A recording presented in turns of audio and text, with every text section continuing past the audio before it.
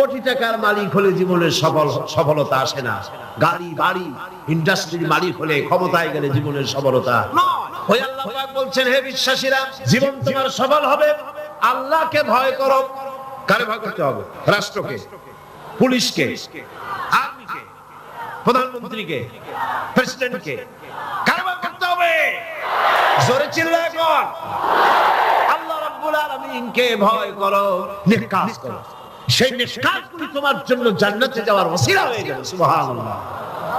ওসিলা তালাশ করো, জিহাদ করো, সংগ্রাম করো, তাহলে তোমাদের জীবন সফল হয়ে যাবে। অত্যাচারিত হয়েছেন, চাকরির সমস্যা হয়েছে, ঘরে খাবার নাই, অসুখ বিসুখ হয়েছে, নানান ধরনের সমস্যায় পড়েছেন। কোনো মাজার নয়, কোনো পীর নয়, মসজিদের ভিতরে চলে যান, উজু করে মসজিদে ঢুকে 2 রাকাত কাজায়ে হাজাতের নামাজ পড়েন।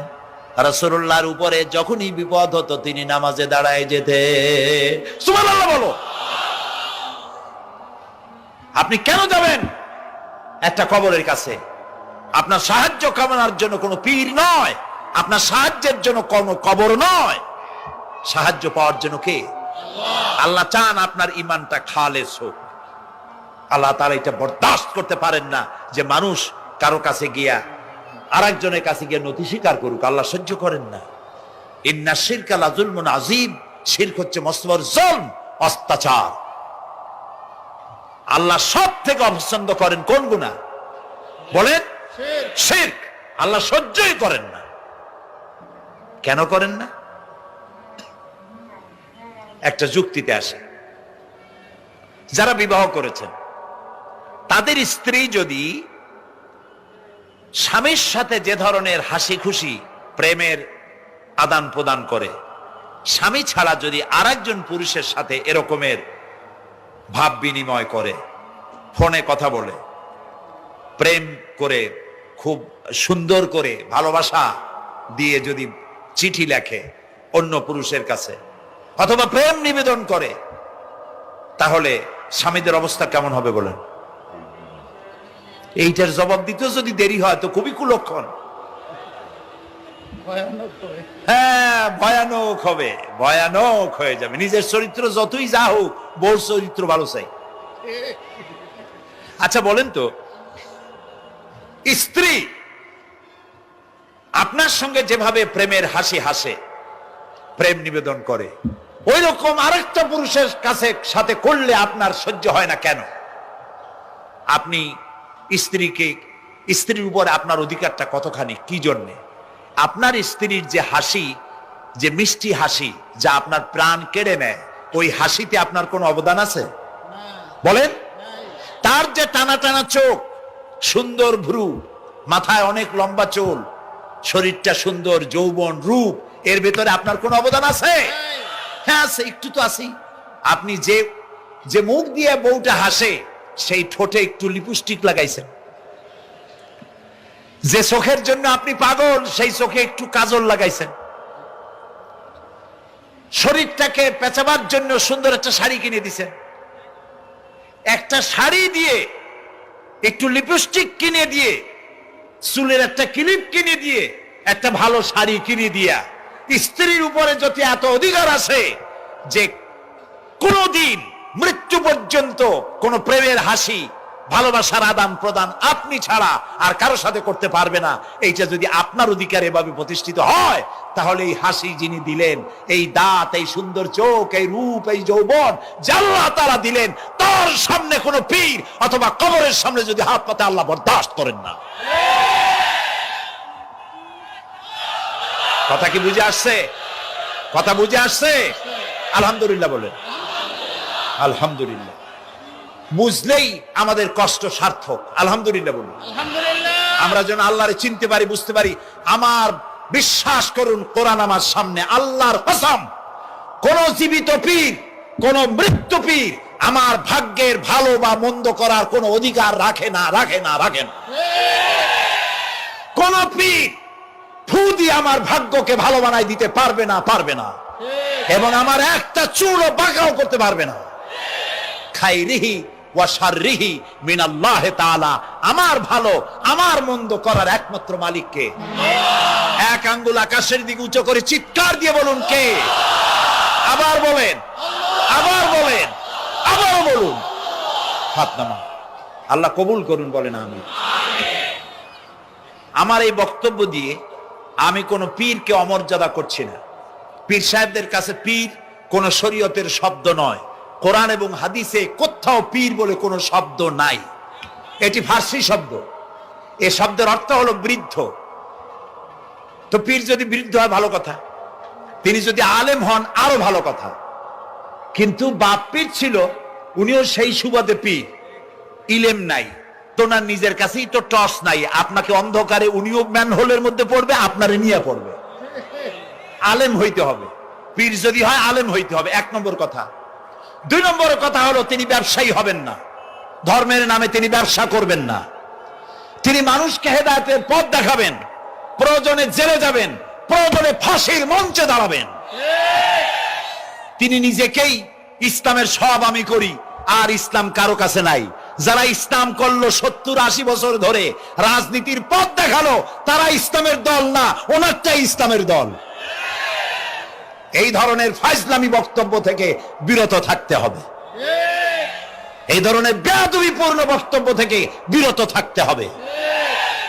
আমার দোকানে খাঁটি ঘি পাওয়া যায়, আর কারো দোকানে খাঁটি ঘি পাওয়া যায় না। ইসলাম নিয়ে এই ধরনের মনোপলি বিজনেস করতে দেওয়া হবে না। প্রিয় ভাই সব, আমরা পীর সাহেবদের চিনি। পীর ছিলেন শাহজালাল রহমতুল্লাহ আলাইহি। সুবহানাল্লাহ। যুদ্ধ করা লাগে না, আজান দিয়েছেন, মূর্তির মাথা ভাঙ্গা চুর চুর হয়ে পড়ে গিয়েছে। গৌর গোবিন্দ পলায়া কুল পায় নাই। লোকেরা যায় তার মাজারে গিয়ে গজাল মাছ জিয়ারত করে আসে, কিন্তু তরবারিটা দেখে আসে না। দোধারি তরবারি এখনো আছে। সুবহানাল্লাহ বলেন।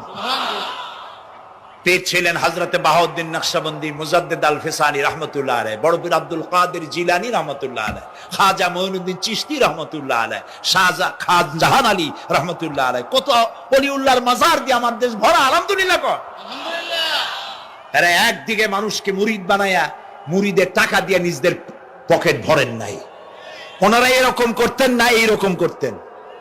আর রাসূলুল্লাহ বলেছেন এই রকমের হাতের মর্যাদা নাই, এই হাতের মর্যাদা।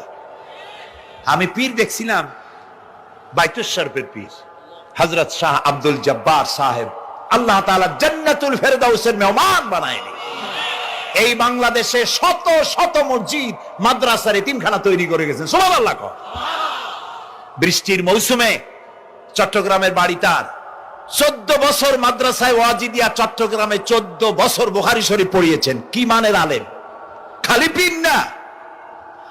মুরিদরা যত টাকা দিত, এই টাকা দিয়ে বড় বড় মাদ্রাসা মসজিদ করেছেন। আর বৃষ্টির সময় সাথী সঙ্গী নিয়ে বস্তি এলাকায় যেতেন, পলিথিন দিয়া ছাওয়া, বাচ্চা আর তার স্বামী নিয়ে কাতরায় এক কোনায় বসে আছে, খাবার নাই, চাউল নাই, অসুস্থ, তাদের চাউল দিয়ে আসতেন, তাদের রান্না করার শাকসবজি দিয়ে আসতেন, ওষুধ দিয়ে আসতেন, হাড়ি পাতিল দিয়ে আসতেন। বন্যা হলে, তুফান হলে টাকা উজাড় করে যা মুরিদরা দিত সবগুলি উজাড় করে মানুষের খেদমত করতেন। সুবহানাল্লাহ। কাজেই যারা জামায় অনেকগুলো পকেট সমানে নিতে থাকে আর ভরতে থাকে এইভাবে করে, এই ব্যবসায়ীদেরকে পরিত্যাগ করতে হবে। পীর হচ্ছে ওই সমস্ত লোক যারা নাকি ধর্মের নামে ব্যবসা করে না, বরং আল্লাহর দ্বীনকে প্রতিষ্ঠা করার জন্য কথা বলে। প্রিয় ভাই সব, আমাদের জেহেন সাফ করতে হবে, পরিষ্কার করে বুঝতে হবে আমার ভালো আমার মন্দ কে করতে পারেন? সম্রাট শাহজাহান নাম শুনেছেন? কোথার বাদশা বলেন? দিল্লির সম্রাট। সম্রাট শাহজাহান পৃথিবী জোড়া নাম তার। কবি বলছেন, শাহনে জাহাं को जिन्हें फख्र से देते थे बाज, वाज कब्र में है सूरह अलहम्दु की मोहताज। যে শাহজাহানকে কর দিয়া ট্যাক্স দিতে পারলে জনগণ নিজেদেরকে গৌরবান্বিত বলে মনে করত, সেই শাহজাহান কবরে শুয়ে আছে, সূরা ফাতিহার মুহতাজ হয়ে আছে। সুবহানাল্লাহ। যদি কেউ আমার কবরের কাছ থেকে হাইটে যাইতো আর একটু সূরা ইখলাস পড়ে সবরেসানি করতো, আমি কিছু পাইতাম। আরে এই এতিম ফকির হয়ে শুয়ে আছে। এক ফকির দিল্লি ঘুরতেছে, একজন বলছে, ভাই তোমারে তো খয়রাত করে দেখতেছি আমি সেই ছোটবেলা থেকে, খালি তুমি খয়রাত করো। একটা জিনিস আপনারা মনে রাখবেন, গরিব, আজকে যারা গরিব পরিশ্রমের মধ্য দিয়ে কালকে তারা ধনী হতে পারে, কিন্তু যারা ভিক্ষুক, যারা ভিক্ষা করে, জিন্দিগিতে কোনোদিন তারা বড় হতে পারবে না। ভিক্ষা করা যাদের অভ্যাস, জীবনেও বাড়ি করতে পারবে না, জীবনেও ধনী হইতে পারবে না, কিন্তু গরিব ধনী হইতে পারবে। কারণ হলো আল্লাহর কাছে দুইটা বৈধ জিনিস অত্যন্ত ঘৃণিত। কয়টা? একটা হলো তালাক, আর একটা হলো ভিক্ষাবৃত্তি, মানুষের কাছে চাওয়া। আল্লাহ পছন্দ করেন না। তো ভিক্ষুক ঘুরতেছে, একটা লোক বলল, মিয়া তোমার তো সারা জীবনই খরচ করতে দেখি। খরচ করবো না, করবো কি? যার কাছে যাই সে দেয় 4 আনা 2 আনা 1 টাকা, এর বেশি তো দেয় না, দিয়ে আমি কেমনে বড় লোক হবো? কয় যে তুমি বাদশারের চোখে দেখো না, বাদশারের চোখে দেখো না। কয় বাদশার কাছে কি আমার মতো লোক যাইতে পারে নাকি? কল না, যাইতে হবে, যাও। বাদশাহ একবার যাবা, এমন দেওয়া দেবে জীবনে আর তোমার খরচ করা লাগবে না।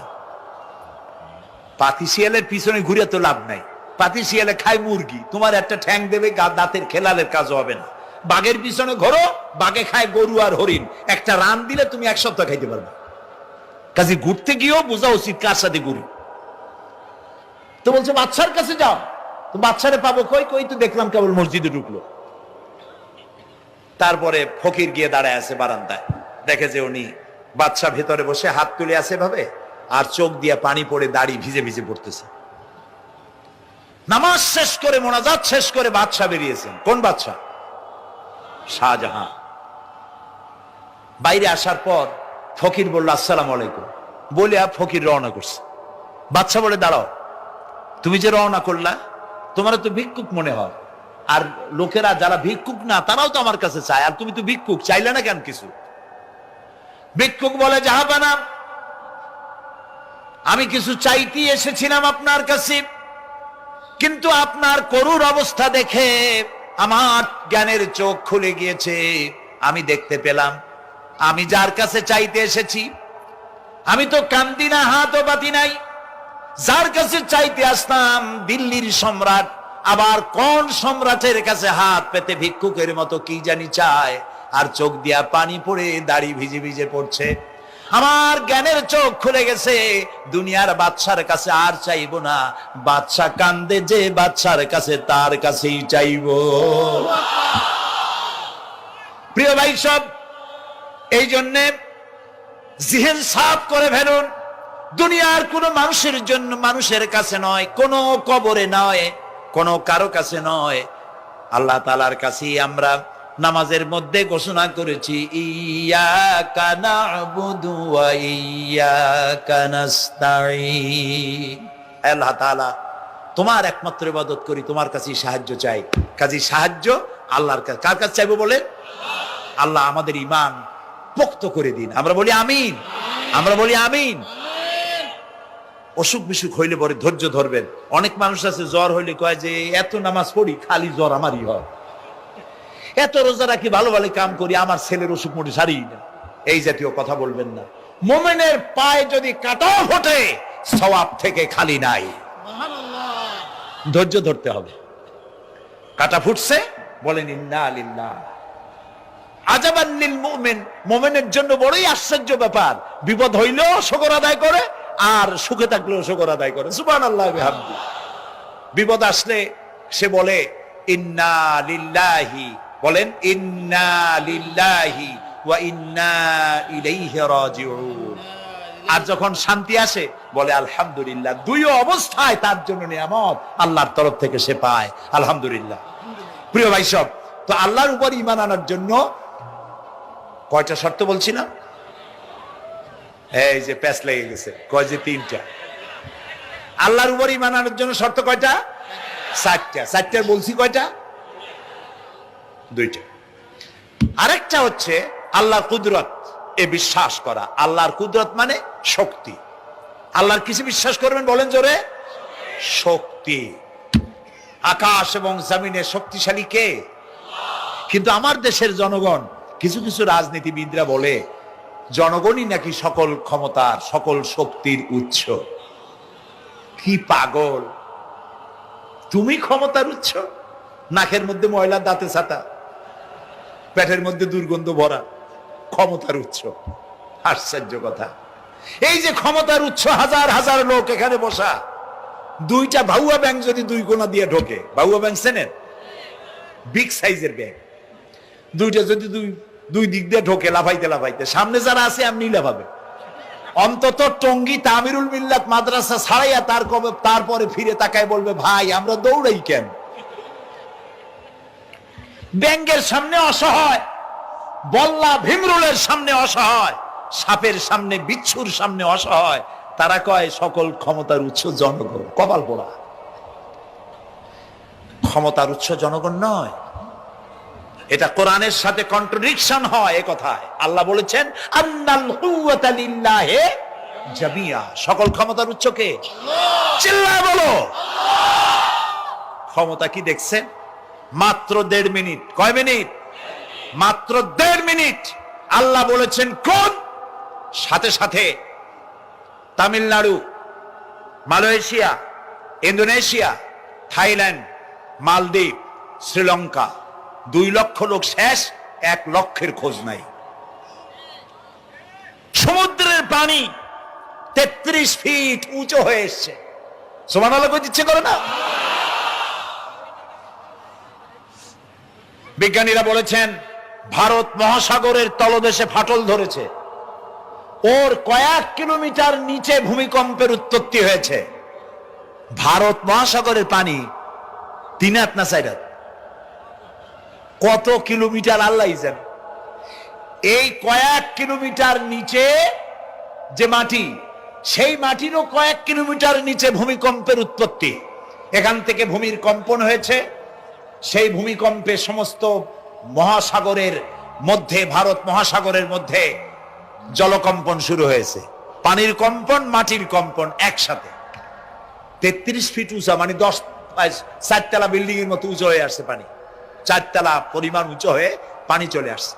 বাড়ি গাড়ি সব কিছু খড় কুটার ন্যায় সব উড়িয়ে দিয়েছে। এগুলোরে কপাল পোড়া নাস্তিক যেগুলি, তারা বলে প্রাকৃতিক দুর্যোগ। ওর বাপের মাথা।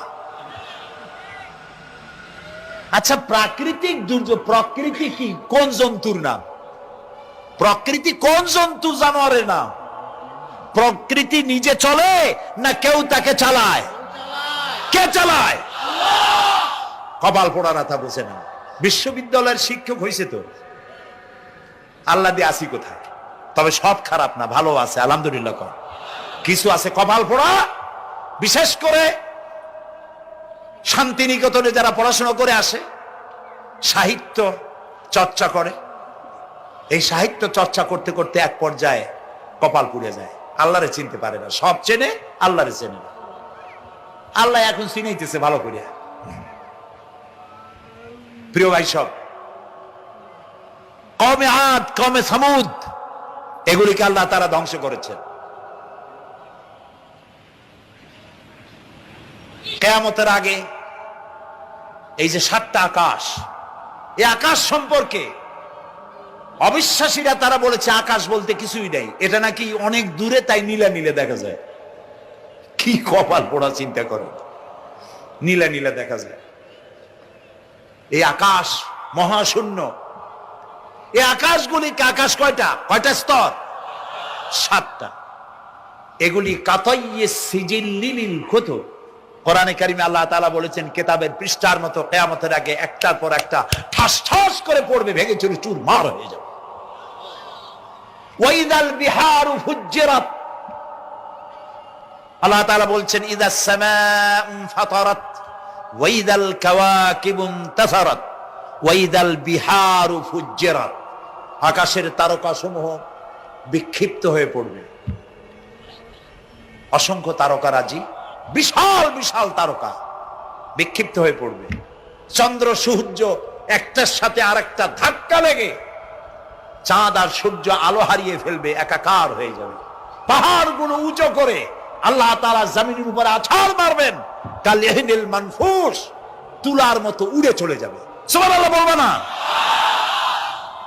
কত বড় শক্তি আল্লাহ পাকের। ওয়াইদাল বিহারু ফুজ্জিরাত, সমুদ্র সমূহ বিদীর্ণ হয়ে যাবে। সমুদ্রে যত পানি আছে সমস্ত পানিগুলি নিঃশোষিত হয়ে যাবে মাটির তলায়, এবং সেখানে অগ্নুৎপত্তি হবে। কোরআনে কারিমে আল্লাহ বলে দিয়েছেন গোটা সমুদ্রগুলিতে আগুন জ্বলতে থাকবে। এগুলি কিয়ামতের আলামত। আল্লাহ পাকের অফুরন্ত মেহেরবানি। এই যে কানের কাছ দিয়ে গুলিটা চলে গেছে, কানে লাগে নাই, বাড়ির কাছ থেকে কিয়ামত হয়ে গেল, বাংলাদেশে আল্লাহ বাঁচাই দিলেন। সুবহানাল্লাহ বলো, আলহামদুলিল্লাহ বলে। আমাদের প্রতিবেশী দেশগুলিতে যেভাবে আঘাত লাগছে, ওর 1000 ভাগের 1 ভাগের আঘাত কয়েক সেকেন্ড যদি বাংলাদেশে হতো, আমাদের সব অপরিকল্পিত শহর, রাজুক পারমিশন দিয়েছে 3 তলার, করা হয়েছে 7 তলা। এইভাবে অপরিকল্পিত যত বিল্ডিং আছে এগুলি পচা সিমেন্ট দিয়ে, পচা ইট দিয়ে তৈরি করা হয়েছে। 2-3 সেকেন্ডের ভূমিকম্প যথেষ্ট এই শহর লন্ডভন্ড করে দেওয়া।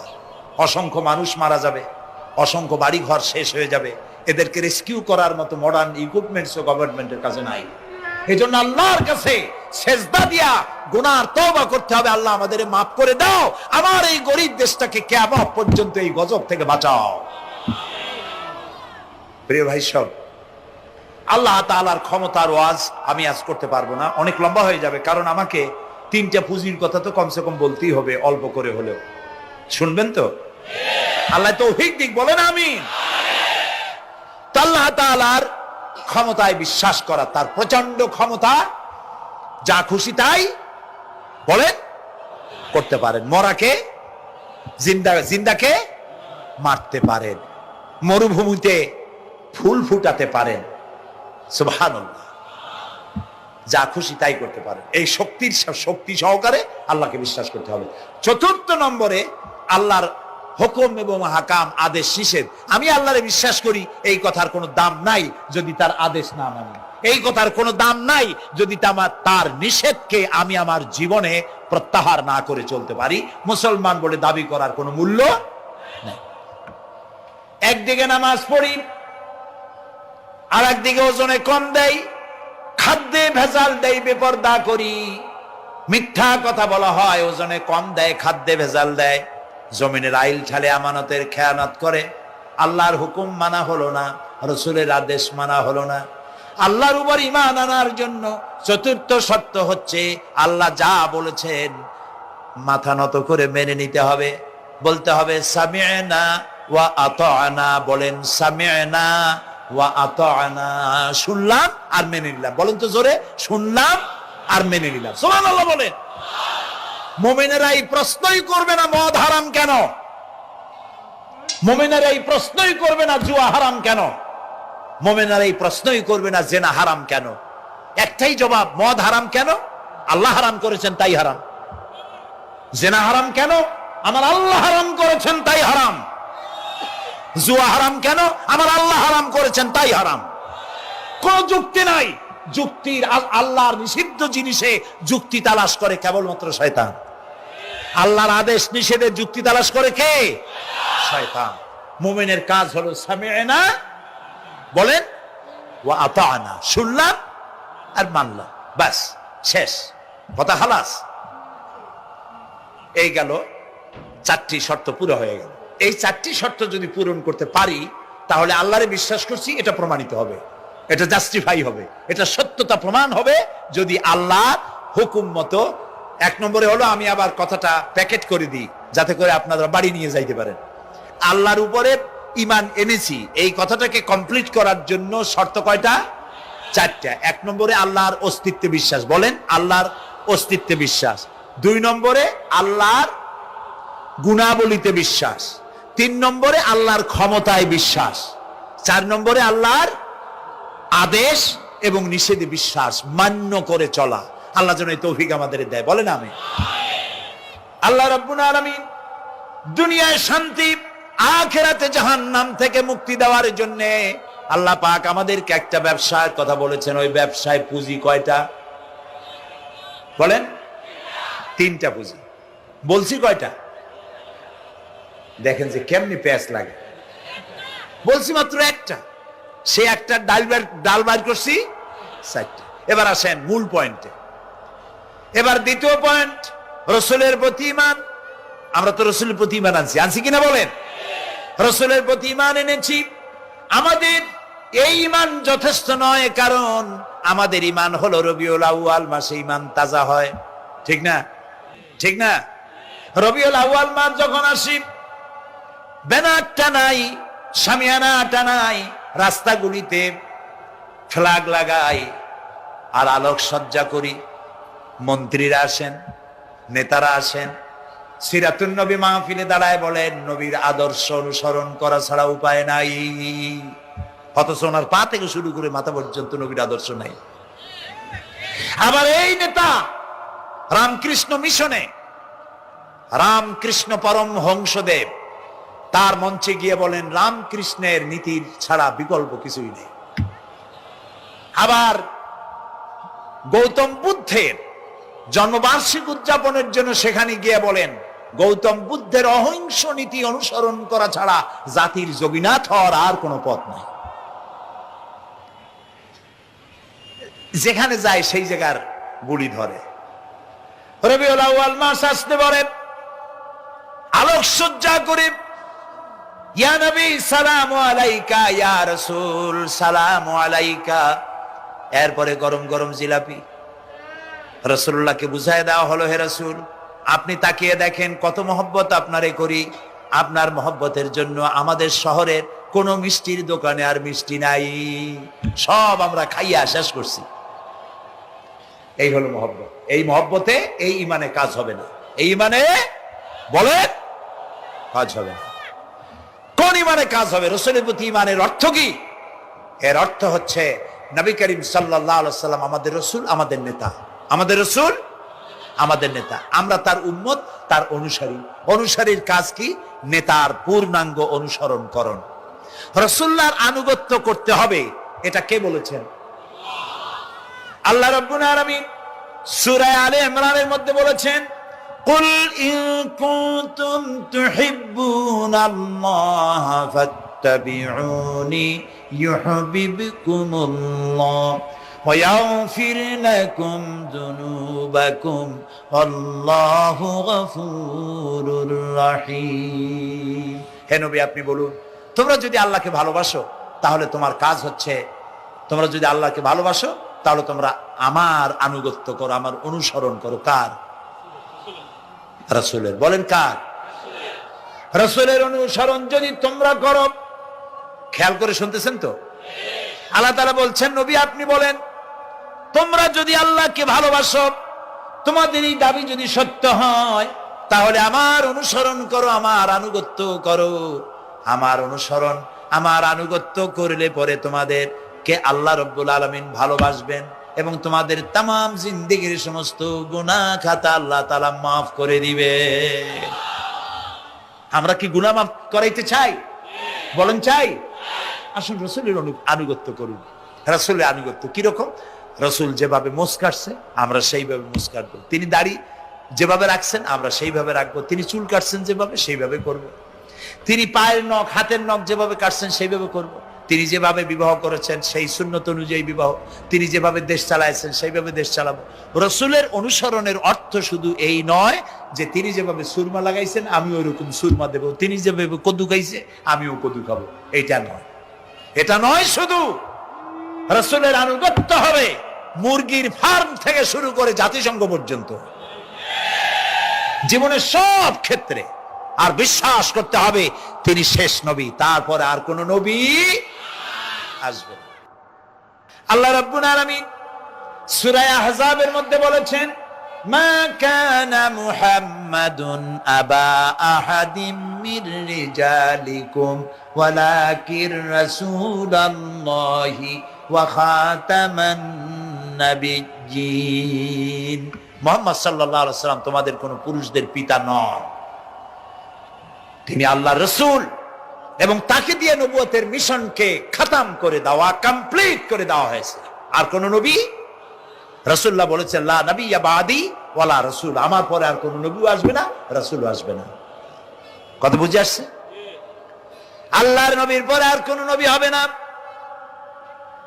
আল্লাহর নবী বলেছেন, একটি ইমারত তৈরি করে তার ভিতরে একটা ইট যদি খালি থাকে, একটি ইটের জায়গা যদি শূন্য থাকে, তাহলে সকলের চোখে ধরা পড়বে। ওই ইটখানা দিলে পরে বিল্ডিংটা কমপ্লিট হয়ে যায়। নবুয়তির যে ইমারত আল্লাহ তৈরি করেছিলেন, ওর ভিতরে একটা ইটের অভাব ছিল। আল্লাহ পাক আমাকে দিয়ে সেই শূন্য জায়গা পূরণ করে দিয়ে নবুয়তের মিশনকে কমপ্লিট করে দিয়েছেন। রাসূলুল্লাহ বলেছেন, আমার পরে আর কেউ নবী হবে না। পৃথিবীর সব মুসলমানদের আকীদা, মুহাম্মদ সাল্লাল্লাহু আলাইহি ওয়াসাল্লামের পরে যদি কেউ নবুয়তের দাবি করে সে কাফির, হাজার বার কাফের।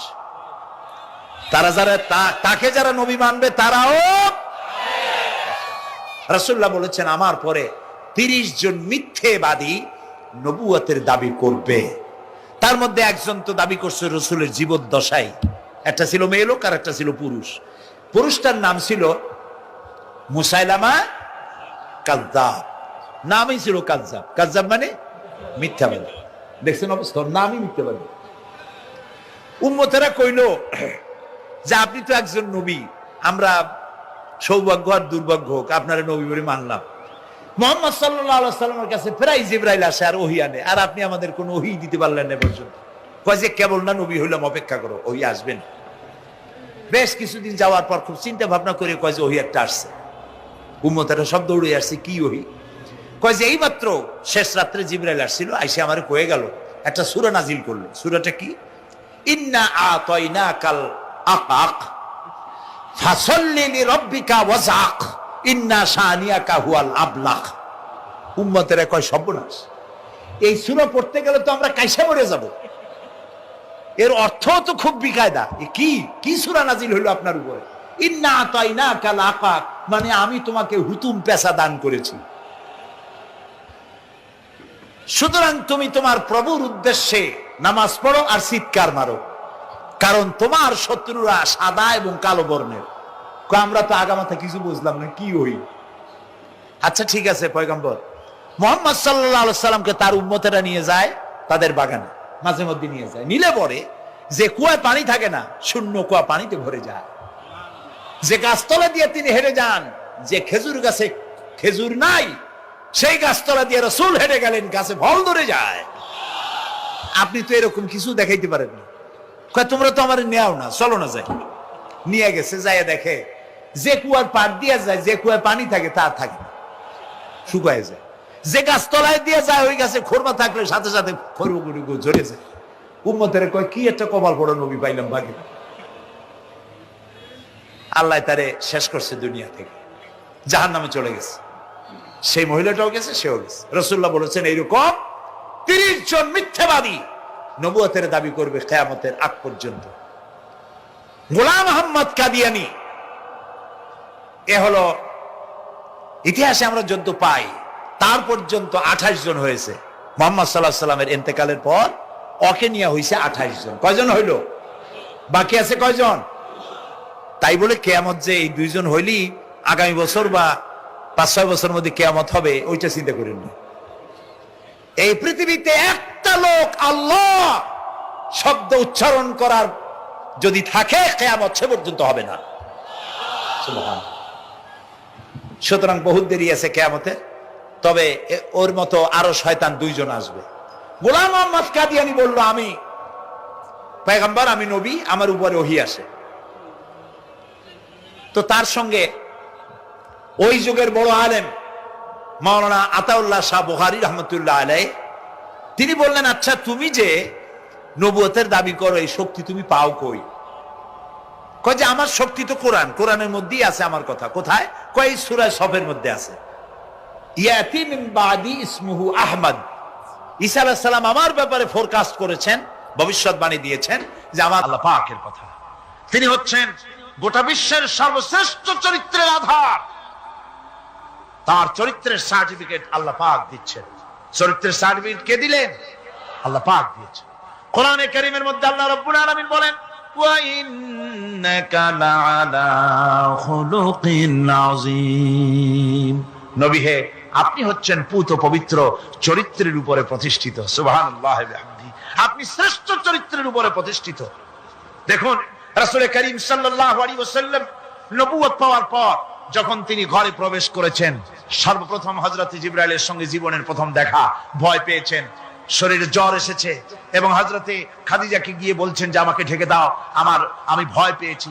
হযরতে খাদিজাতুল কুবরা রাদিয়াল্লাহু তাআলা আনহা তিনি রাসূলকে বলছেন, আবুল কাসেম, হে কাসেমের পিতা, আপনার ভয় পাওয়ার কোনো কারণ নাই, আপনাকে জিন বা শয়তান কোনো অনিষ্ট করতে পারে না, কারণ আপনি এতিমদেরকে মিসকিনদেরকে খেতে দেন, আপনি বিধবাকে আশ্রয় দেন, আপনি প্রতিবেশীর হক আদায় করেন, আপনি আত্মীয়দের হক আদায় করেন।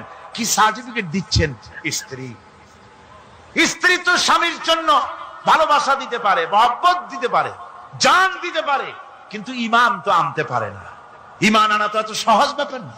কিন্তু রাসূল করিম সাল্লাল্লাহু আলাইহি ওয়াসাল্লাম যখন তাকে তাওহীদের দাওয়াত দিলেন, রিসালাতের দাওয়াত দিলেন এবং বললেন আমি নবী, হযরত খাদিজা এক মুহূর্ত দেরি করেন। হযরতে খাদিজা তার কাছে রাসূলুল্লাহ যখন রিসালাতের দাওয়াত পেশ করলেন, সঙ্গে সঙ্গে হযরত খাদিজা পড়ে নিলেন লা ইলাহা ইল্লাল্লাহু মুহাম্মাদুর রাসূলুল্লাহ। জোরে জোরে পড়েন লা ইলাহা ইল্লাল্লাহ, লা ইলাহা ইল্লাল্লাহ।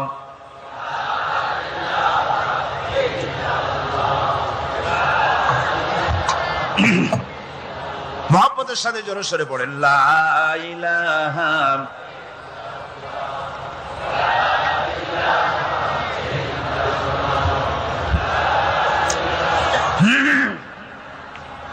লা ইলাহা ইল্লাল্লাহু মুহাম্মাদুর রাসূলুল্লাহ।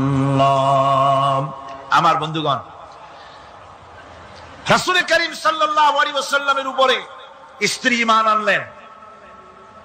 খাদেম ছিলেন হযরতে যায়েদ। খাদেম তো তার প্রভুর জন্য জান দিতে পারে, মাল দিতে পারে, মহব্বত করতে পারে, সব পারে। খাদেম ঈমান আনতে পারে না, যেহেতু খাদেমের কাছে তার সাহেবের ইনস এন্ড আউট, তার ভেতর বাইরে সবকিছুই পরিষ্কার থাকে। হযরতে রাসূলের খাদেম ছিলেন হযরতে যায়েদ। হযরত যায়েদ তার উপরে যখন 15 বছর খাদেম ছিলেন রাসূলুল্লাহ, হুজুর যখন তার কাছে দাওয়াত পেশ করলেন, যখন রিসালাতের দাওয়াত পেশ করলেন, তাওহীদের দাওয়াত দিলেন, খাদেম যায়েদ একটু চিন্তা করলেন না, সাথে সাথে পড়লেন লা ইলাহা ইল্লাল্লাহু মুহাম্মাদুর রাসূলুল্লাহ। রাসূলের বন্ধু ছিলেন হযরত আবু বকর সিদ্দিক রাদিয়াল্লাহু তাআলা আনহু। 20 বছরের বন্ধু। কত বছরের বন্ধু? 20 বছর। 20 বছর বসে একজন বন্ধু আর একজন বন্ধুকে চিনতে মোটেই কিছু বাকি থাকে না। হযরত আবু বকর রাদিয়াল্লাহু তাআলা আনহু তার কাছে যখন রাসূলুল্লাহ নবুয়তের দাওয়াত পেশ করলেন, হযরতে আবু বকর রাদিয়াল্লাহু তাআলা আনহু এক মুহূর্ত দেরি করেন নাই, বলেছেন আপনার চরিত্র নবুয়তের চরিত্র। আগেই বুঝতে পেরেছি সাধারণ মানুষের চরিত্র এমন হতে পারে না। তিনিও কালেমা পড়ে মুসলমান হয়ে গেলেন। সাহাবায়ে কেরাম রাসূলের প্রতি এই মহব্বত, এই শ্রদ্ধা তারা পোষণ করেছেন। নবী তার চরিত্র দিয়ে মানুষের সামনে নিজেকে প্রকাশ করেছেন। তার চরিত্র দুই রকম ছিল না, চরিত্র একরকম ছিল। ব্যক্তিগত চরিত্র আর পারিবারিক চরিত্র দুই রকম না। তার ব্যক্তিগত যে চরিত্র ওইটাই ছিল তার ঘরের চরিত্র, যেটা ছিল ঘরের সেটাই ছিল বাইরের। হযরত আয়েশা সিদ্দিকা রাদিয়াল্লাহু তাআলা আনহা সাহাবীদের প্রশ্নের জবাবে বলেছেন রাসূলের চরিত্র হচ্ছে কোরআন। রাসূলের চরিত্র কি? কোরআন। রাসূলুল্লাহ এই পৃথিবীতে কেন আসছেন? আসার কারণ হলো তিনি হচ্ছেন আদর্শ। আল্লাহর নবী বলেছেন লাকাদ কানা লাকুম ফি রাসূলিল্লাহি উসওয়াতুন হাসানাহ, তোমাদের জন্য গ্রহণযোগ্য মহত্তম আদর্শ হতেছে তোমাদের রাসূল। তোমাদের রাসূলের ভিতরেই তোমাদের আদর্শ রয়েছে। তার কাছ থেকে তোমরা আদর্শ গ্রহণ করো। তিনি এতিমের আদর্শ, শিশুর আদর্শ, কিশোরদের আদর্শ, যুবকের আদর্শ, তরুণের আদর্শ, বৃদ্ধের আদর্শ, পিতার আদর্শ, নানার আদর্শ, স্বামীর আদর্শ, সেনাপতির আদর্শ, শ্রমিকের আদর্শ, রাষ্ট্রপ্রধানেরও সকলের জন্য আদর্শ। যেই যুগে বেহাপনার উলঙ্গপনা দিয়েছিল সমাজ ভর্তি, আল্লাহর ঘর তাওয়াফ করে নারী আর পুরুষেরা উলঙ্গ হয়ে, সেই যুগে রাসূলুল্লাহ যখন কাবা শরীফ রিকনস্ট্রাকশন হচ্ছিল, পুনর্নির্মাণ হচ্ছিল, তখন তিনি বহন করছিলেন পাথরগুলি মাথায় করে। তার চাচা তাকে বললেন, তোমার তো বড্ড কষ্ট হচ্ছে, তুমি এখন এইটাকে ঘাড়ের উপরে, লুঙ্গিটা খুলা ঘাড়ের উপরে রেখে তারপর এটা বহন করো। হুজুর যখন লুঙ্গির গিরায় হাত দিয়েছেন খুলবেন এই চিন্তা করে, ঘাড়ের উপরে রেখে পাথর বহন করবেন, লুঙ্গির গিটে হাত দিয়েছেন, খোলেন নাই। লুঙ্গির গিটের উপরে হাত রেখে তিনি চিন্তা করলেন, এতগুলি লোকের সামনে কাপড়টা খুললে পরে কি শরম হবে। কাপড়টা খোলেনি নাই, শুধু খুললে পরে কি লজ্জা হবে। এই আগাম শরমের অনুভূতিতে মুহাম্মদ সাল্লাল্লাহু আলাইহি ওয়াসাল্লাম বেহুশ হয়ে জমিনের উপরে পড়ে গেছেন। আদর্শ কাকে বলে? শিশুর আদর্শ, কিশোরের আদর্শ, স্বামীর আদর্শ, পিতার আদর্শ, নানার আদর্শ, গোটা পৃথিবীর সমস্ত মানুষের আদর্শ রাসূল করিম সাল্লাল্লাহু আলাইহি ওয়াসাল্লাম। তার কাছে তিনি স্ত্রীদের আদর্শ ছিলেন, তিনি নানার আদর্শ ছিলেন। ইমাম হোসেনকে তিনি কোলে নিচ্ছেন, ঘাড়ে উঠছে বাচ্চা, বুকের উপরে উঠছে। একজন সাহাবী বলছেন, হুজুর বাচ্চা পেলে আপনি এত আদর করেন, আমার তো ৬-৭টা ছেলে মেয়ে, আমি মোটে কোলেও নি না, আর জীবনে একবার সুমাও খাই না, আমার মোটে ইচ্ছাই করে না। হুজুর বললেন, আল্লাহ যদি তোমার দিলের মধ্যে রহম পয়দা না করেন তো আমি কি করতে পারি। হুজুর বাচ্চাকে নিয়ে আদর করছেন। ইমাম হোসেনকে বলছেন, হোসেন কে বড় বলো তো, তুমি বড় না আমি বড়? হোসেন বলছেন, নানাজি আমি আপনার থেকে বড়। আশ্চর্য কথা, তুমি আমার থেকে বড় কিভাবে?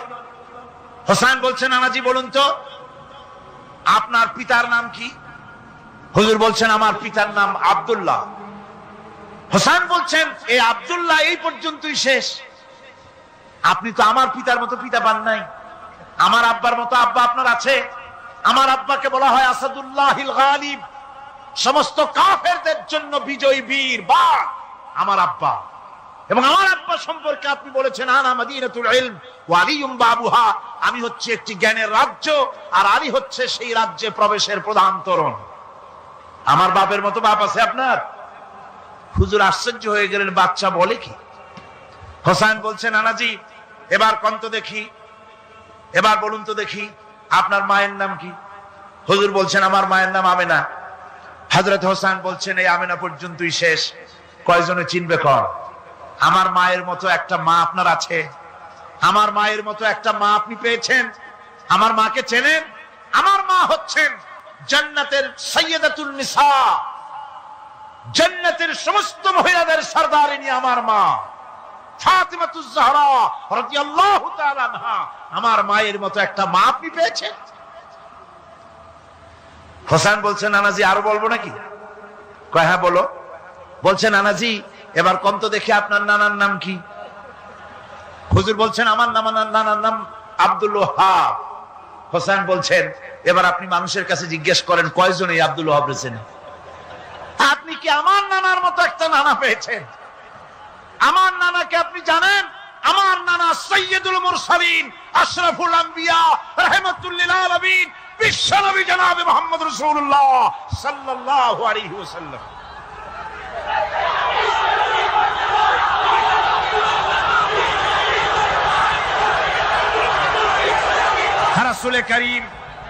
রাসূল করিম সাল্লাল্লাহু আলাইহি ওয়াসাল্লাম হোসেনকে বুকের সাথে জড়িয়ে ধরে হোসেনের ঠোঁটের উপরে, তার চিবুকের উপরে, তার গণ্ডদেশে, তার কপলে বারবার চুমো খেতে লাগলেন আর বললেন, নানা আমি আজকে তোমার সামনে হেরে গেলাম। সুবহানাল্লাহি ওয়া বিহামদিহি। কি আদর করতেন তিনি বাচ্চাদেরকে। রাসূলুল্লাহ রাস্তা দিয়ে যেতেন আর বাচ্চারা খেলাধুলা ছেড়ে রাসূলের কাছে ছুটে আসতো। একবার তো রাসূলুল্লাহ একটা বাচ্চার মাথায় হাত বুলিয়ে খেলা ছেড়ে দিয়ে ছুটে আসছে। হুজুর তাকে জিজ্ঞেস করলেন, তোমার সাথে যে পাখিটা থাকতো সেই লাল পাখিটা কই? ছেলে তো কেঁদে ফেললো। ছেলে বলে ফেললো যে আপনি বিশ্বনবী, আমি একটা ছোট্ট মানুষ, আমার পাখির খবর আপনি রাখেন। সুবহানাল্লাহি ওয়া বিহামদিহি। রাসূলুল্লাহ তার চরিত্র দিয়ে মানুষকে জয় করেছিলেন, মহব্বত দিয়ে। তরবারি দিয়ে ইসলাম প্রতিষ্ঠিত হয় নাই, ইসলাম এসেছে মহব্বত দিয়ে, উদারতা দিয়ে, ভালোবাসা দিয়ে। তরবারি দিয়ে ইসলাম বিজয় হয় নাই পৃথিবীর বুকে। পিতামাতার প্রতি ভালোবাসা ইসলামের এক মহান শিক্ষা, যা দেখতে পাওয়া যায় রাসূলুল্লাহ সাল্লাল্লাহু আলাইহি ওয়াসাল্লামের চরিত্রে। আল্লাহ রাব্বুল আলামিন বলেন, وقل لهما قولا كريما। মা বাবার সঙ্গে সম্মানজনক কথা বলো, খবরদার বেয়াদবি করবে না।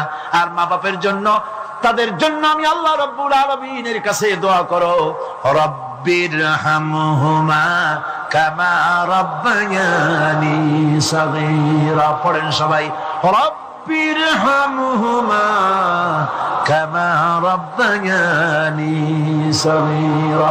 আল্লাহ রাব্বুল আলামিন শিখাই দিলেন বান্দারে, তোর মা বাপের জন্য আমার কাছে দোয়া কর, আয় আল্লাহ আমার মা বাপ যেমন ছোট্টবেলায় আমাকে স্নেহের কোলে লালন পালন করেছে, মাবুদ গো আমার মা বাপকে তোমার রহমতের কোলে লালন পালন করো। আল্লাহ শিখাই দিচ্ছে। হাদিস শরীফ এসেছে, হুজুর বসে আছেন মসজিদে নববীতে, সাহাবায়ে কেরাম বসা, এক বৃদ্ধা মহিলা প্রবেশ করেছেন মসজিদে, হুজুর তাকে দেখে দাঁড়ায় গেলেন। মহিলা আসার পর নবীজি নিজের গায়ের চাদর বিছিয়ে দিলেন। মহিলা চলে যাওয়ার পর সাহাবায়ে কেরাম জিজ্ঞেস করলেন, হুজুর একজন সাধারণ মেয়ে লোকের জন্য হুজুর নিজের চাদর বিছাইলেন, বুঝলাম না ফজিলত কি, চিনলাম না মেয়ে লোকটাকে। হুজুর বলেন, সাহাবীরা চাদর তো ভালো, হক তো আদায় করতে পারি নাই, চিনতে পারো নাই, তোমরা বুঝতে পারো নাই, আমি দুনিয়া আসার পর আমার মায়ের দুধ আমার কিসমতে তেমন হয় নাই, আমি আমার মায়ের যত্ন তেমন পাই নাই, স্নেহ আদর তেমন পাই নাই। যার বুকের দুধ খাইয়া, যার কোলে কাখে চড়ে আমি বড় হয়েছি, ইনি আমার সেই দুধ মা হযরতে হালিমাতুস সাদিয়া। বন্ধুরা, মা যদি বেঁচে থাকে, রাত্রে বাড়ি গিয়ে পায়ে ধরুন, বলেন মা অন্যায় করেছি, জীবনে বহু বেয়াদবি করেছি, আমারে মাফ করে দাও। বিশ্বাস করুন, মা বাপের যদি খেদমত করেন, মা বাপ যদি রাজি থাকে, রিজকে, খাদ্যে, টাকায়, ইজ্জতে জীবনেও কষ্ট হবে না। বিপদে অবিচলতার মুক্ত প্রতীক বিশ্বনবী মুহাম্মদ সাল্লাল্লাহু আলাইহি ওয়াসাল্লাম। সর্ব অবস্থায় আল্লাহর উপর ভরসা করে ধৈর্য ধরার ক্ষেত্রে তিনি স্থাপন করেছিলেন এক অনন্য দৃষ্টান্ত। হিজরতের ঘটনা তার প্রকৃষ্ট উদাহরণ। আমার ভাইয়েরা, বিপদে অবিচলতা আমাদেরকে পয়গম্বরেরা শিক্ষা দান করেছেন। আমরা দেখতে পেয়েছি বিশ্বনবী জনাবে মুহাম্মদুর রাসূলুল্লাহ সাল্লাল্লাহু আলাইহি ওয়াসাল্লাম হিজরতের রাত, কাফেররা চতুর্দিকে দাঁড়ানো, হযরত জিবরাইল এসে বলেন, ইয়া রাসূলুল্লাহ, হে কাফেররা চতুর্দিকে ঘিরে দাঁড়িয়েছে, গভীর রাত, এখন হাতে তাদের তরবারি, সকাল হলে পরেই তারা আপনাকে মেরে ফেলে দিবে, তাড়াতাড়ি ওঠেন, মদিনার দিকে চলে যান। আল্লাহ নবী ঘুমের থেকে জেগে হযরত আলীকে ডেকে বলেন, আলী, আল্লাহ অর্ডার করেছে আমি মদিনায় চললাম, আমার বিছানার পরে আমার চাদর গায়ে দিয়ে শুয়ে থাকো। হযরত আলী বলেন, আল্লাহর হাবিব, আপনার চাদর গায়ে দিয়ে ঘুমিয়ে থাকবো, সকালবেলায় কাফির বেঈমানেরা আপনার বিছানার পরে আপনার চাদর গায়ে দেওয়া অবস্থায় আমি আলীকে তারা মুহাম্মদ মনে করবে, আর আমি আলীকে নবী মনে করে তারা তাদের তরবারি দিয়া কেটে কেটে টুকরা টুকরা করে আমারে বিদায় করে দেবে দুনিয়া থেকে। এতটুকুনো পরোয়া করি না, বরং আমার দিলের মধ্যে এটাই তৃপ্তি থাকবে যে আমি আলীর জীবনের বিনিময় আল্লাহর হাবিব দুনিয়ায় বেঁচে আছেন। নবীজি ঘরের থেকে বেরোলেন, চতুর্দিকে কাফেররা দাঁড়ানো। আল্লাহ নবী হাতে এক মুষ্টি বালু হাতে নিয়ে শাহাতেল বজু পড়ে 3 বার দম করে বালুগুলো ছেড়ে দিলেন।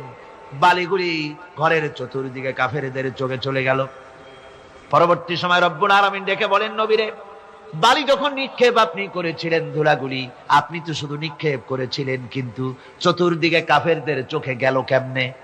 একদিকে মেরেছিলেন, সেই দিকেই তো যাওয়ার কথা ছিল, চতুর্দিকের কাফেরের চোখে চোখে সেগুলো পৌঁছে গেল কেমনে? ওয়ামা রামাইতা ইদ রামাইতা ওয়ালাকিন্নাল্লাহ রামা। আপনি নিক্ষেপ করেন নাই, যখন আপনি নিক্ষেপ করেছিলেন আপনি তো শুধু বালুকণা ছেড়েছেন, আর ওই বালুকণাগুলি ঘরের চতুর্দিকে সব কাফেরদের চোখে পৌঁছবার দায়িত্ব আমার কুদরত গ্রহণ করেছিল। আমার ভাইয়েরা, নবীজি বিপদে, এতগুলি শত্রু তরবারি নিয়ে তিনি বিপদে ধৈর্য হারা হন নাই। আস্তে করে ঘরের থেকে বেরিয়ে হযরত আবু বকরের বাড়িতে গিয়ে হাজির।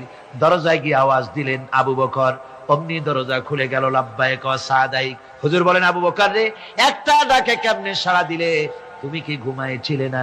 হযরত আবু বকর বলেন, হুজুর আপনি বলেছেন আমাকে নিয়ে হিজরত করবেন, আমি মনে মনে চিন্তা করেছি না জানি কত রাত্রে নবীজি আসেন, উঠতে যদি আমার দেরি হয়ে যায়, নবীজি যদি দরজার কাছে দাঁড়ায় দাঁড়ায় আমারে ডাকাডাকি করে, আর আমি যদি ঘুমায় থাকি, তাহলে আল্লাহর নবীর সঙ্গে বেয়াদবি হয়ে যাবে। এই মনে করে বিছানায় না ঘুমাইয়া আপনার গলার আওয়াজ শোনার জন্য এই দরজার সঙ্গে পিঠ লাগাইয়া লাগাইয়া দাঁড়াইয়া ঘুমাচ্ছিলাম। আল্লাহর নবী হযরত আবু বকরকে সঙ্গে করে নিয়ে চললেন মদিনার দিকে, উল্টা পথে রওনা করলেন। বারবার কাবা শরীফের দিকে তাকাতে লাগলেন। বুখারী শরীফে এসেছে, নবীজি বারবার কাবার দিকে তাকিয়ে বলতেছেন, রে কাবা, বড় আশা ছিল তোর কাছে থাকবো, তোর খেদমত করব, কিন্তু তোর নিষ্ঠুর সন্তানেরা তোর কাছে আমারে থাকতে দিল না রে। আল্লাহ নবী মিসফালা দিয়ে জাবালে কেদোয়ার উপর দিয়ে চলে গেলেন জাবালে সুরে। গুহার কাছে যখন গিয়েছেন, ফজর রক্ত হয়ে গেল। হযরত আবু বকর রাদিয়াল্লাহু তাআলা আনহু বলছেন, হুজুর আর উপায় নাই, দিন হয়ে গেল, এখন বুঝি ধরা পড়ে যাব, ওই গুহার মধ্যে গিয়ে আশ্রয় নেই। তবে আপনি দাঁড়ান, গুহার ভিতরে পাহাড়িয়া গুহা, বিচ্ছু থাকতে পারে, সাপ থাকতে পারে, আমি আগে ঢুকি, যদি কোনো হিংস্র প্রাণী থাকে আমার উপর দিয়া আঘাত হয়ে যাক, আল্লাহর নবী হেফাজতে থাকুক। হযরত আবু বকর রাদিয়াল্লাহু তাআলা আনহু গুহার ভিতরে নামলেন, নেমে গুহা সাফ করে হুজুরকে ডাকলেন। হুজুর তাশরীফ ফরমালেন গুহার মধ্যে। হুজুর বলেন, আবু বকর হেঁটে হেঁটে কষ্ট হয়ে গেছে, তুমি বসো, তোমার উরুর উপরে মাথা রেখে আমি একটু ঘুমায়ে যাই। আল্লাহর হাবিব ঘুমায় গেলেন। হযরত আবু বকর লক্ষ্য করে দেখেন চতুর্দিকে অনেকগুলি গর্ত দেখা যায়। এই গর্ত থেকে সাপ আসতে পারে, বিচ্ছু আসতে পারে মনে করে নিজের গায়ের চাদর ছিঁড়ে ছিঁড়ে গর্তগুলি বন্ধ করা শুরু করে দিলেন। কয়েকটা গর্ত বন্ধ করার মতো চাদর আর নাই, পাও দিয়ে চেপে ধরলেন। এক পাহাড়িয়া বিষধর সাপ বেরোবার জন্য চেষ্টা করে বেরোবার পথ খুঁজে না পেয়ে হযরত আবু বকরের পায়ের উপরে দংশন করেছে। বিষের যন্ত্রণায় হযরত আবু বকরের চোখ থেকে পানি দরদর করে পড়ছে। রাসূলুল্লাহর ঘুম ভেঙে গেল। আল্লাহর নবী তাকিয়ে বলেন, আবু বকর চোখে পানি কেন? বাড়ির কথা বুঝি মনে পড়ে গেছে? হযরত আবু বকর বলেন, ইয়া রাসূলুল্লাহ, আল্লাহর নামে কসম করে বলি, যেই দিন আমি ঈমান এনেছি ওই দিন থেকে আমার মা বাপ, আমার কোলে আমার সন্তান, আমার স্ত্রী, আমার জায়গা জমি ঘর বাড়ি, এমনকি আমার নিজের আত্মার চাইতে হুজুর আপনারে ভালোবাসি বেশি। তাহলে কাঁদো কেন? হযরত আবু বকর বলেন, হুজুর বাড়ির জন্য কাঁদি না, ছেলেপেলের জন্য কাঁদি না, সাপে দংশন করেছে, যন্ত্রণায় কাঁদতেছি। আল্লাহর নবী সঙ্গে সঙ্গে মুখ থেকে থুতু বার করে যন্ত্রণার জায়গায় লাগাই দিলেন। সঙ্গে সঙ্গে যন্ত্রণা বন্ধ হয়ে গেল।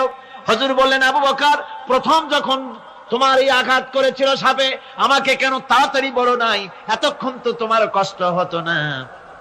হযরত আবু বকর বলেন, ইয়া রাসূলুল্লাহ, ওটা তো সাপে কাটার যন্ত্রণা, ওই যন্ত্রণায় আমার রক্ত জ্বলতেছে, যন্ত্রণায় যন্ত্রণায় আমার কলেজাটা যদি ফেটেও যেত, আল্লাহর হাবিব আরাম ফরমাচ্ছিলেন, আমি তাকে আরামে বিঘ্ন ঘটাতে পারতাম না।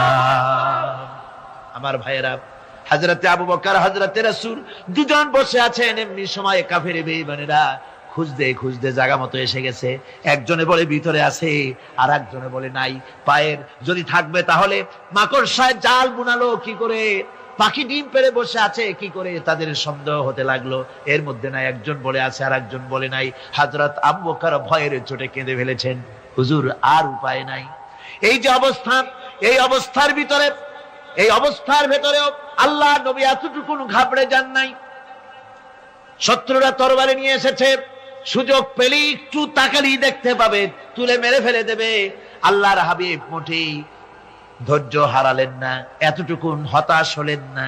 আল্লাহ পাকের হাবিব তার সাথীকে কি বললেন? তখন কোরআনে কারীম সূরা তাওবার মধ্যে আল্লাহ তা উদ্ধৃত করেছেন মুমিনদের জন্য, ইযহুমা ফিল গার ইয ইয়াকুলু লিসাহিবিহি লা তাহজান ইন্নাল্লাহা মা'ানা। ও আমার সাথী, ও বন্ধু, ভয় করো না, চিন্তা করো না, আমরা মাইনরিটি নই, আমরাই মেজরিটি। তার কারণ আল্লাহ আমাদের সাথে আছেন। সুবহানাল্লাহ। রাসূলুল্লাহ সাল্লাল্লাহু আলাইহি ওয়াসাল্লাম অত্যন্ত সাদাসিধে জীবন যাপন করতেন। হিজরত করে মদিনায় গিয়ে ইসলামী রাষ্ট্র কায়েম করার পরও তার দায়িত্বটা কাটেনি। হাদিসে এসেছে সে কথা। হযরত আবু হুরায়রা রাদিয়াল্লাহু তাআলা আনহু বলেন, আমি রাসূলুল্লাহর কাছে গেলাম, হুজুরকে গিয়ে সালাম করলাম। আল্লাহর নবী সালামের জবাব দিলেন, কিন্তু দেখতে পেলাম মুখ নড়ে, আওয়াজ বের হলো না। কারণ কি? কাছে গিয়ে দেখি নবীজি ক্ষুধার যন্ত্রণায় কথা বলতেছেন, আওয়াজ বের হতেছে না। এত ক্ষুধা লেগেছে আল্লাহর নবীর। 2-4 দিন চলে গেছে, খাবার নাই। রাসূলুল্লাহ সমস্ত গনিমতের মাল, যাকাত সদকার মালগুলি, খাদ্য দ্রব্যগুলি দুহাতে বিতরণ করেছেন। নিজের পেটে খাবার নাই, মানুষকে দিতেছেন। দিতে দিতে এশার নামাজ পড়ে নবীজি ঘরের মধ্যে প্রবেশ করে হযরত আয়েশা সিদ্দিকা রাদিয়াল্লাহু তাআলা আনহাকে ডেকে বলেন, আয়েশা রে, সারাদিন কষ্ট করেছি, দারুণ ক্ষুধা লেগেছে, তাড়াতাড়ি করে কিছু খাবার আমারে এনে দাও। হযরত আয়েশা হুজুরের ক্ষুধার্ত শ্রান্ত ক্লান্ত চেহারার দিকে তাকাইয়া হযরত আয়েশা কেঁদে ফেলেছেন। হযরত মা আয়েশা কাঁদেন আর বলেন, ইয়া রাসূলুল্লাহ, হে আল্লাহর নামের কসম করে বলি, আমি আয়েশার ঘরে কোনো পানি ছাড়া কোনো খাবার নাই। এই ছিল রাসূলের আদর্শ। হাদিস শরীফে এসেছে, আল্লাহর নবী বলেন, তোমরা যদি রাষ্ট্রীয় ক্ষমতায় যাও, বাড়ি না থাকলে সরকারি খরচে একটা বাড়ি নিতে পারো। তোমার যদি যানবাহন না থাকে, সরকারি খরচে যানবাহন নিতে পারো। ছেলে মেয়ের কাপড় চোপড়, লেখাপড়া, শিক্ষা, চিকিৎসার জন্য যদি না থাকে, তাহলে তুমি সরকার থেকে নিতে পারো। কিন্তু এর থেকে এক চুল পরিমাণ যদি পাও বাড়াও, সরকারের মাল জনগণের মাল, এর থেকে প্রয়োজনের বাইরে যদি তুমি নিজের জন্য নিতে থাকো, কিয়ামতের দিন আল্লাহর দরবারে চোরের কাতারে তোমারে দাঁড়ানো লাগবে। দুনিয়ায় যত সম্মান পাও না কেন, কিয়ামতে আল্লাহর দরবারে কিসের কাতারে দাঁড়াবে? চোরের কাতারে দাঁড়াতে হবে। রাসূল পাক সাল্লাল্লাহু আলাইহি ওয়াসাল্লাম এমন এক সমাজ কায়েম করেছিলেন। আমার হতাশাগ্রস্ত ছাত্ররা, যেসব ছাত্ররা সমাজতন্ত্র তোমরা করো, যারা সমাজতন্ত্র করতে হতাশাগ্রস্ত হয়েছে, এখন যাব কোথায় বলে হতাশ হয়ে গিয়েছো তোমরা, আমরা তোমাদেরকে দাওয়াত দেই, কোরআনের মাহফিল থেকে দাওয়াত দেই, ফিরে আসো। হতাশ হওয়ার কোনো কারণ নাই। লেনিন মরার, ও মরে গেছে। কার্ল মার্কস মরার, মরে গেছে, পচে গেছে, গলে গেছে, দুনিয়া থেকে শেষ হয়ে গিয়েছে। আল্লাহ নবীর নেতৃত্ব, সূর্য যতদিন উঠবে আর ডুববে, নবীজির নেতৃত্ব শেষ হবে না। ওই নেতৃত্বে আসো, রাসূলের নেতৃত্ব মেনে নাও, কোরআনের শাসন মেনে নাও, তাহলেই শান্তি পাবে তোমরা।